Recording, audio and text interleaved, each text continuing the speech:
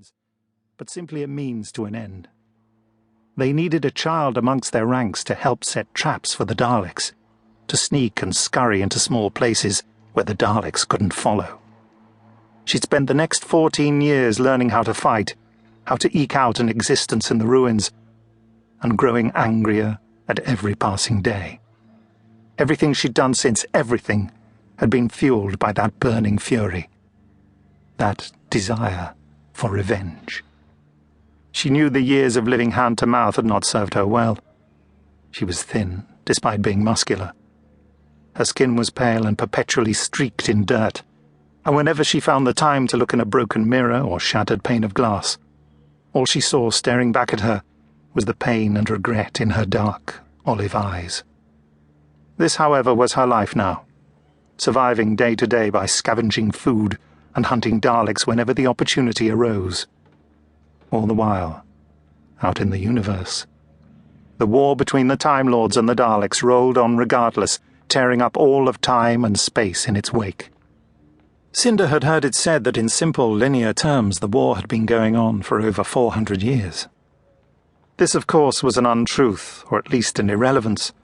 The temporal war zones had permeated so far and so deep into the very structure of the universe that the conflict had, quite literally, been raging for eternity. There was no epoch that remained unscathed, uncontested, no history that had not been rewritten. To many, it had come to be known, perhaps ironically, as the Great Time War. To Cinder, it was simply hell. She shifted her weight from one elbow to the other, all the time keeping her eyes on the cracked asphalt road, watching for signs, waiting. They would come soon, she was sure of it. Earlier that day she destroyed another of their transponders, and the patrol that the others had spotted must have been dispatched to investigate. The Daleks were nothing if not predictable. She scanned the row of jagged, broken buildings lining the opposite side of the road, looking for Finch. It was his turn to draw the Dalek fire while she took them out from behind. She couldn't see him amongst the ruins. Good. That meant he was keeping his head down. She'd hate it if anything happened to him. He was one of the good ones. She might even go as far as calling him a friend. The fronts of the shattered buildings all along the roadside were blackened and splintered, the result of both the Dalek energy rays and the incendiary bombs used by the human defense forces as they tried to hold the invaders at bay. Ultimately, they'd failed in the face of overwhelming odds and an unflinching, uncaring enemy.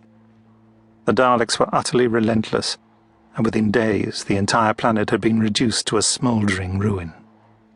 Cinder could barely remember a time before the Daleks had come to Moldox. She had vague, impressionistic memories of gleaming spires and sprawling cities, of wild forests and skies overflowing with scudding transport ships.